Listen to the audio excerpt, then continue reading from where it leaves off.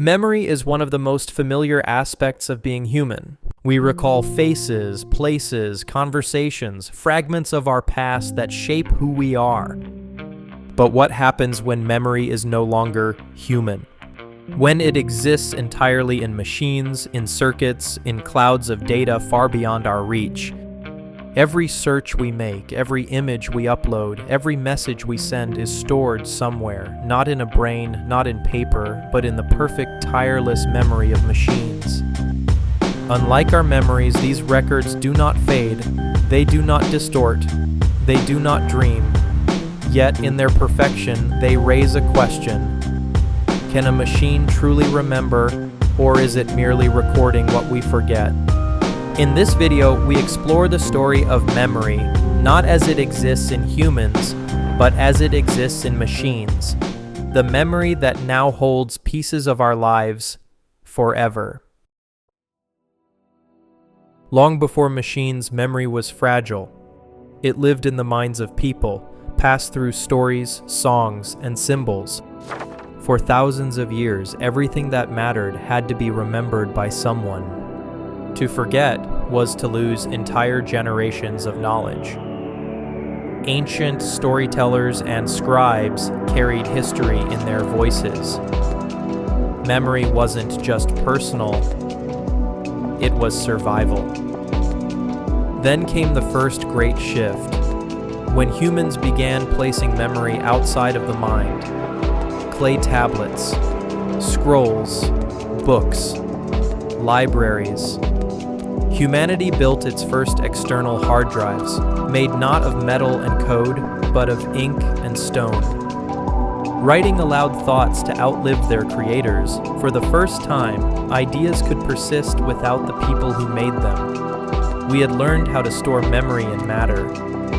Centuries later, that same idea evolved again. In the early 20th century, machines began remembering for us. Magnetic tapes, punch cards, film reels, devices that could record sound, image, and information perfectly and without emotion. Unlike us, these new forms of memory didn't need meaning to preserve truth. They captured everything exactly as it was, indifferent to beauty or pain. And with each invention, memory became a little less human and a little more mechanical, a shift that would eventually lead to something far greater, a form of memory that doesn't just record, it learns. The first true machine memory appeared in the 1940s, not in computers as we know them, but in enormous humming machines that filled entire rooms. One of the earliest was called the Williams tube. It stored bits of data as tiny electric charges on a cathode ray screen, the same technology used in old televisions. Each flicker of light on that screen was a single fragile thought. Then came magnetic drums, spinning cylinders coated with iron oxide. They could hold a few thousand characters, barely enough to store a single page of text. But at the time, it was revolutionary. By the 1950s, computers like the IBM 305 ROMAC introduced something extraordinary, the hard disk drive. Instead of remembering through light or static charge, it used magnetism, writing and rewriting data on spinning metal disks.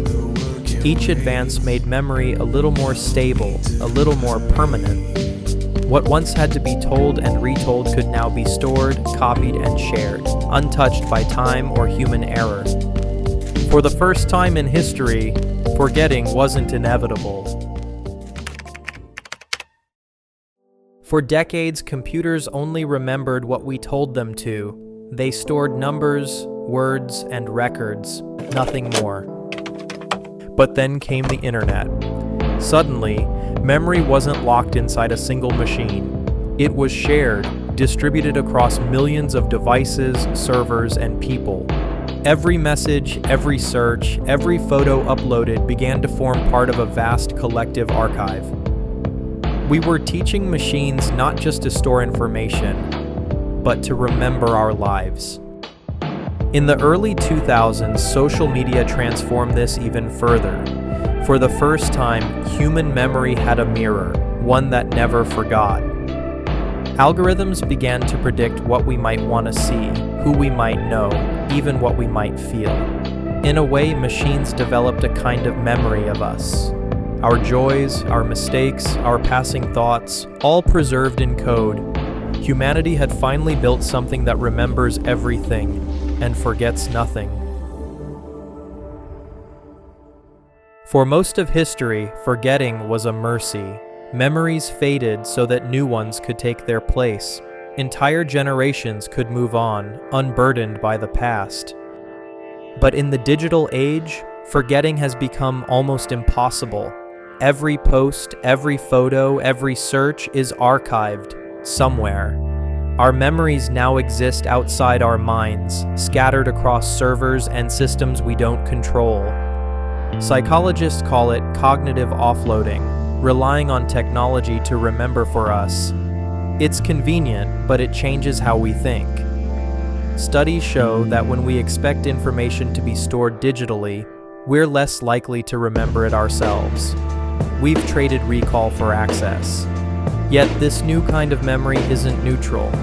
It can be edited, deleted, or rewritten, not by us, but by algorithms.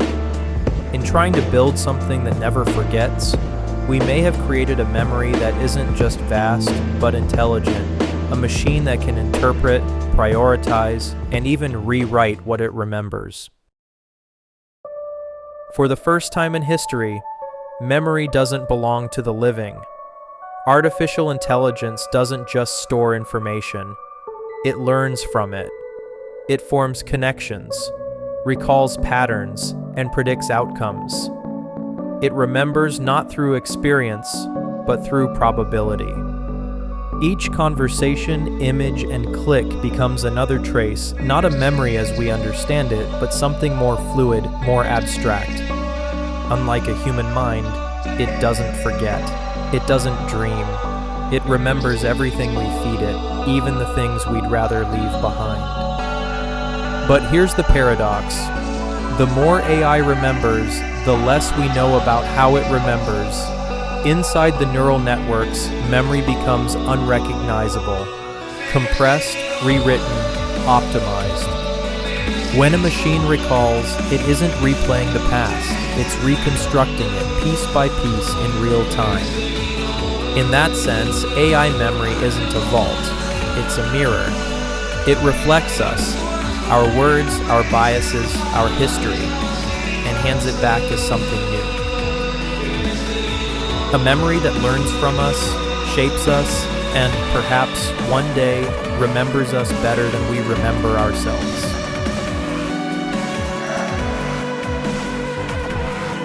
One day, the boundary between human and machine memory may blur entirely. Our thoughts, our histories, even our emotions could live on, stored not in fragile neurons, but in code that never fades. Maybe the future won't ask what machines remember about us, but what we'll remember through them. A time when remembering isn't just human, but shared. A network of memories that never truly dies, only transforms.